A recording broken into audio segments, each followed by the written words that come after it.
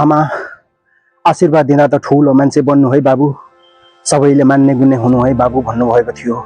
आमा आफ्नो भाग्यमै खोट भएपछि तपाईँको आशीर्वाद पनि केही कामको लागेन आमा। आज भौतारिरहेको छु अनि आफन्तहरूको साथ खोजिरहेको छु, तर आफन्तहरू टाढा टाढा छन् आमा।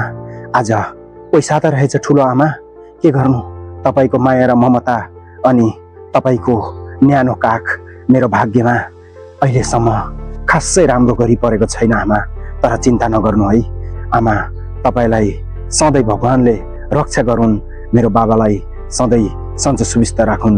मैले अझ जतिसुकै कष्ट र दुःख भोग्नु परे पनि मेरो बाबा आमालाई कहिले पनि दुःख र पीडाको महसुस नहोस्। समय र परिस्थिति यस्तै हो, सधैँ एकैतिर मात्रै नहुँदो रहेछ आमा, हामीले सोचे जस्तो मात्रै नहुँदो रहेछ। तपाईँको छोरा मात्रै होइन नि, परदेशमा धेरैका छोराहरू त्यस्तै छन्। सबैको पीडा एउटै हो, सबै आमाको पीडा एउटै हो।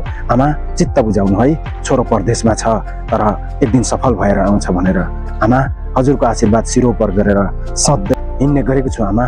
समय त आउन दिनुहोस्, हजुरको छोरो कहिले पनि हजुरहरू भन्दा टाढा भएर बस्न चाहँदैन नि आमा। तर समयको खेल भनौँ या विधिको विडम्बना, आज चाहेर पनि एकदमै टाढा छु आमा, तर मनबाट एकदमै सम्झिरहेको